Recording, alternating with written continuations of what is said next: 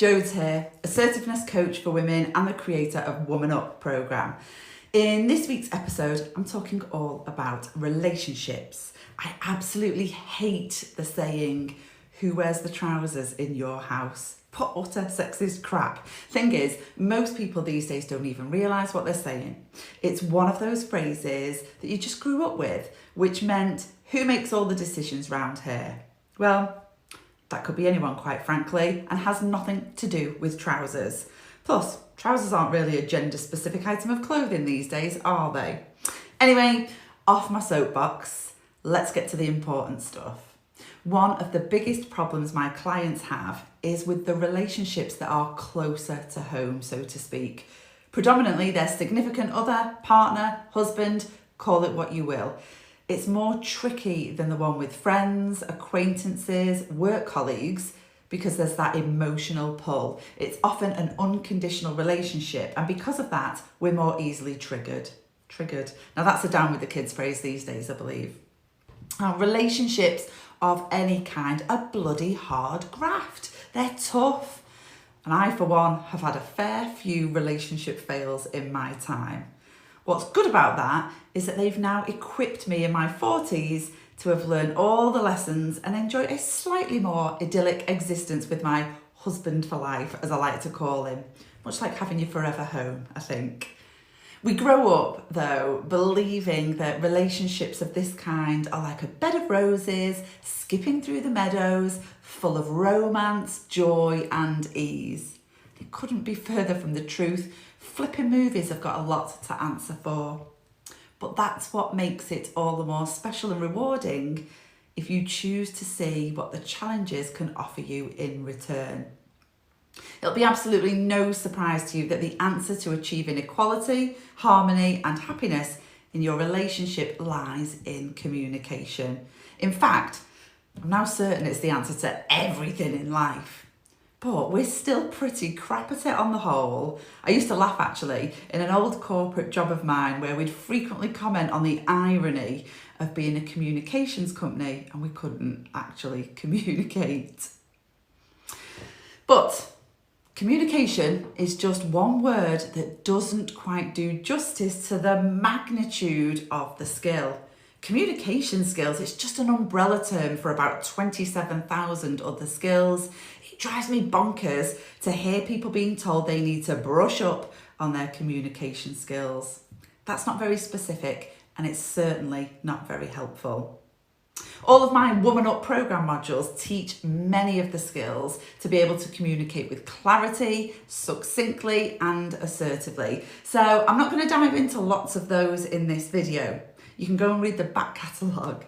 What I am going to focus on though are the fundamentals, the foundations upon which communication in a relationship can be the right kind of communication, not just done in the right way.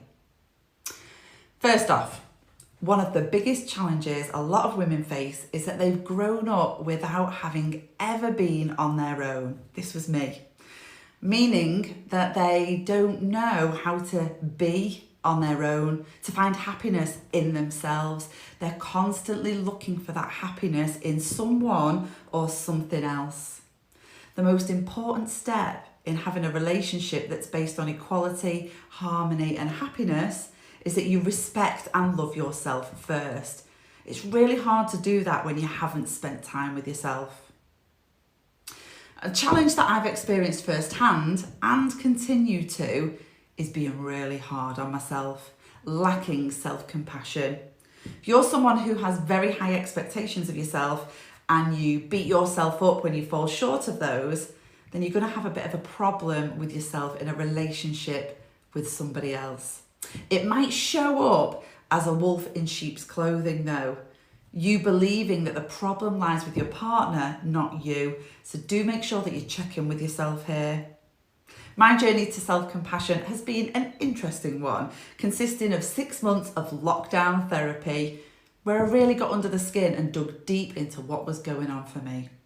I'm delighted to report that my relationship with myself and everyone else in my household has dramatically improved since doing this inner work. It wasn't them. It was me. Thirdly, when it comes to equality, but without the big label or badge, I observe a lot of women who are riddled with resentment, and they've got no idea about that.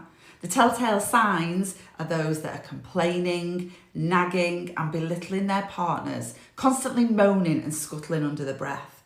For these women, their problem's not their husband or partner, it's their own ability to speak their own truth, to talk about the ugly stuff, to define, communicate and uphold some personal boundaries. They display quite passive-aggressive behaviour, huffing and puffing with "I'm fine" when they're clearly not. They almost blame their partner for not having a crystal ball. They think they should know what's up with them. Yes, you might think I'm being harsh, but I'm saying this because I've been that woman. I settled down with my first husband, who I'd been with since school. He treated me like dog crap on his shoe most of the time, and I believed that I could change him. I look back now and I can't believe how deluded I was. I used to blame him for the way he behaved when really it was down to me. I accepted him like this in the first place. I didn't set any personal boundaries and I certainly didn't uphold them. When I attempted to communicate with him about any of it, I'd moan and I'd nag. And I distinctly remember one day him sitting on the sofa opposite me with our two daughters tucked under his arms on either side, and he said to them, "Look at your miserable, moody mother." It broke me. Anyhow, I took accountability for myself and I changed all of that. And here I am today in a relationship that is equal, harmonious and happy, albeit with life challenges thrown in. The difference? I know for sure, 100%, that we can get through anything together because we're able to talk about it properly. We respect ourselves, respect each other. We have deep compassion for ourselves and each other, and we both have boundaries that we uphold, and we're able and capable of talking about the ugly stuff. So, if any of this has resonated with you, here's my recommendations. 1. Work on yourself first, specifically self-respect, self-compassion, and able to find happiness in yourself rather than other people or things. Know who you are as an individual. 2, be accountable for yourself and look in the mirror before you blame your partner for how things are. And 3, remember that trousers are a gender fluid item of clothing. Equality, harmony and happiness come from being able to talk and talk some more. Now, if you'd like to do some of this work on yourself, then my 8-week group programme, Woman Up, might be of interest to you. You can register to have the details sent to you when they're released for my October cohort on the following link below.